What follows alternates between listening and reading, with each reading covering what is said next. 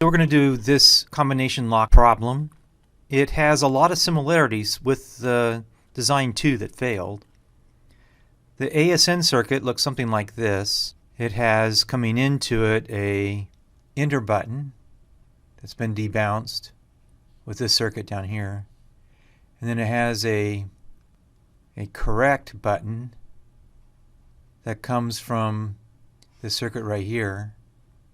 It sends out its current state information to this combination check circuit. This is where all the combinations are stored, and it looks at them up and sends them to right here.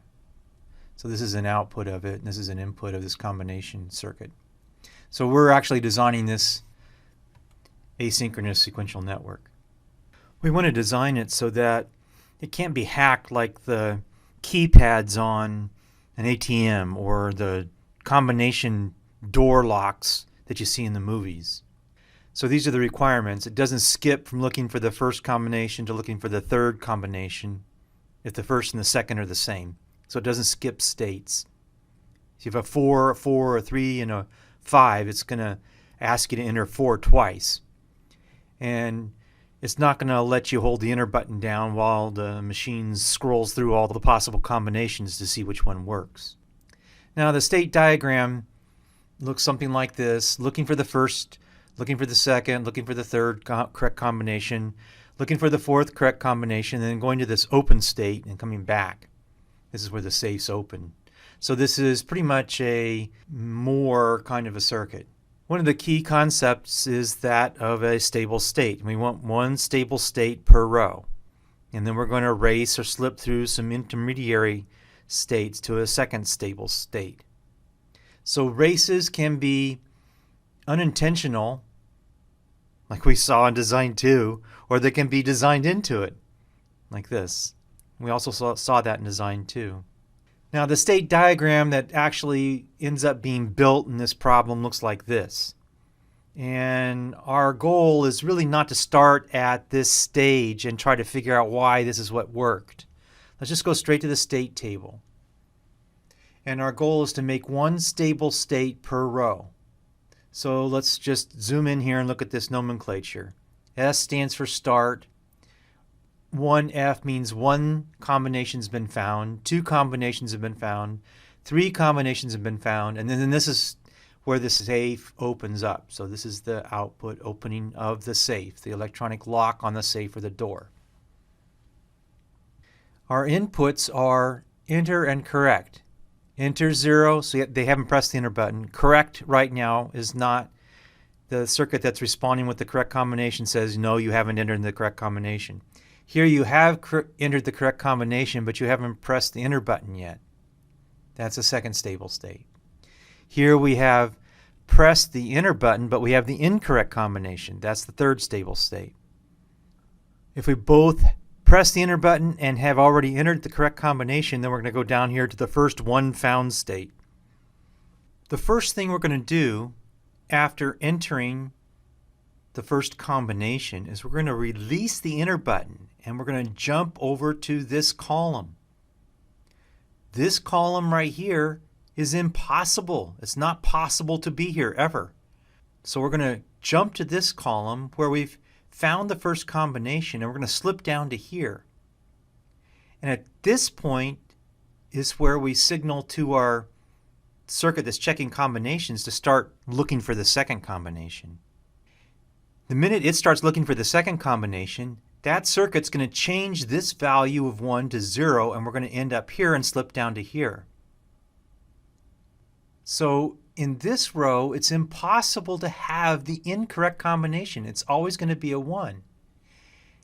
And what moves us from this state to this state is that circuit that's checking for that begins checking for the second combination.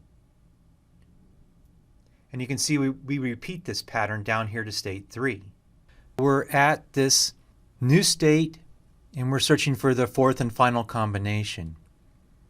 If that combination's entered correctly, we move to here, which moves us back up to here.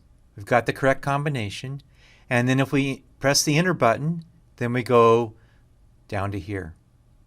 So we skip over this state. This is not possible. It's impossible to reach this state. You're going to slip up to here first. So here we open up the safe. We let go of the inner button, slip down to here. And we're going to stay at this state until we enter a wrong combination. And that's what actually gets us to start over again and locks the safe. So you not only have to shut the safe, you have to enter in a wrong combination. This obviously is not the very first state table that came off the top of my mind. This is the final state table after going through all these steps over and over and over again. So I tried to reword the state table, and it looks like this. The not possible states are in these boxes, and I've collapsed these B and C's. Well, I collapsed all three start states into one, and then the B and C is this off blue. The B and C here is this off magenta, and this B and C here is this purple instead of the teal. And then the last two states I collapsed into this open. So this is what we're going to work with. The last part of the implicant table is to do some bounce tests. Did about 5 bounce tests, and this is the result, adding some starts in here. There are 3 or 4 essential hazards found with the bounce tests that were not fixed. So these are the things that need to be checked when testing the circuit. So I wanted to explore the tipping point, what causes us to go the correct path here, and what could cause us to slip down all the way to this bad spot here. So I analyzed everything from a slip point of view and from a bounce point of view. And it turns out the bounce test catches all these problems, this tipping kind of a problem, and frames them correctly. So here's a slip. This is the correct right here, blue, and then here's a slip in red. And then here's the same thing in a bounce. So here's the correct thing here in this teal, and in here is the slip here in red. And you can see the same thing in the bounce. So the cause of the problem and the actual test of the problem are a little bit different, and I just wanted to explore them. We're doing the transition table. I kept the colors the same, but I changed from start to the letter A, one found, right? So that we're losing some of the context of the problem right now, but this helps us build the transition state assignment.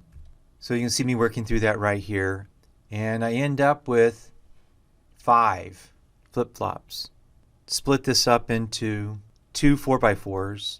I visualize A prime as above A and H as above G. And I'm slipping in here into A prime. Keep in mind, you're asking yourself, why? Well, this is a work of art. You know, I build a circuit, doesn't work, and I go back and I fiddle with something. This is why it took so long. This is what I ended up with. Now the next step is to check for races. And I found a couple, and I had to add some states and worry about them. So I had to add this state and this state, these 2 race states, just like design 2. So we finally get to build the circuit. What we're shooting for is something like this. The problem with this circuit is that this is the tie back right here. That's this line right here tying back. And we can't see it. It's sort of buried inside this. Here's another one right here. Here's another one right here. These are the wires we're gonna put delays in if we're going to follow this kind of a diagram. And there's just no way to do it so that it's obvious that this has no tie back and that this is Z. The second thing is that delays are evil in themselves. We don't want them. And this circuit works without any delays. So the big problem in building the circuit is eliminating the static and dynamic hazards, which is basically drawing the Carnot maps and looking for overlapping implicants. And when you have 1, 2, 3, 4, 5, 6, 7 inputs, the Carnot map gets to 128 states. So the next slides are showing me coping with that. The first thing I did is I took the excitation table and I put it into a spreadsheet. I just mentioned the rows that are full of data and skipped all the don't cares. So this dropped me down from 128 to about 60 rows.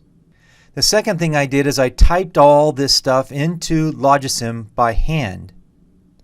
And then I cut and pasted out of logisim, highlighted in color the same regions, and then compared them to make sure I didn't make any mistakes. That's this slide and this next slide. This is the logic that came out of logisim.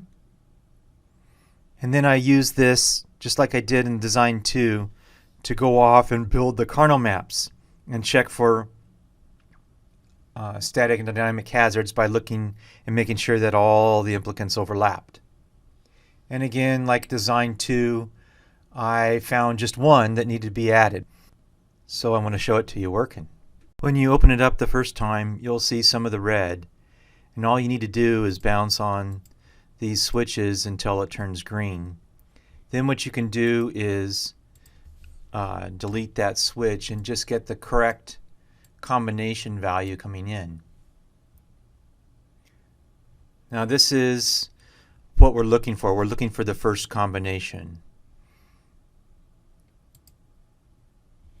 All right. Looks like we found the first combination, and now we're looking for the second one, because the first combination was 0, 0, 0. Everything's 0, 0, 0 right now. So let's add combinations that look like this.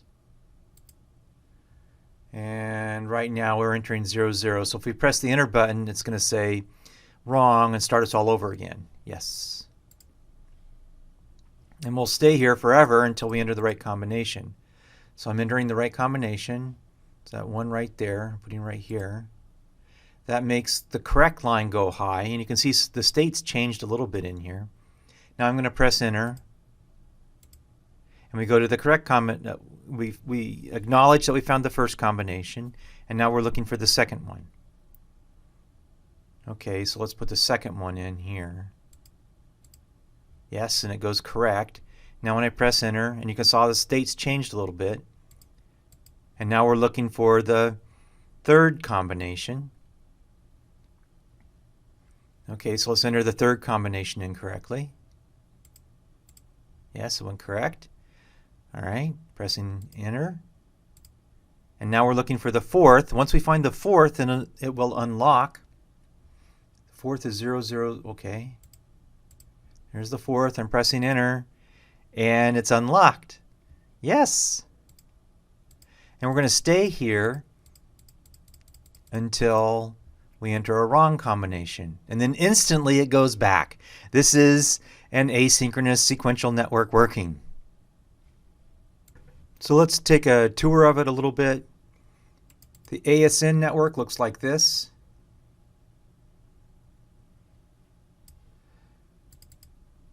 This is the combinatory network that maps the 5 flip-flops into 2 bits that document which combination we're looking for. Combination 0, combination 1, combination 2.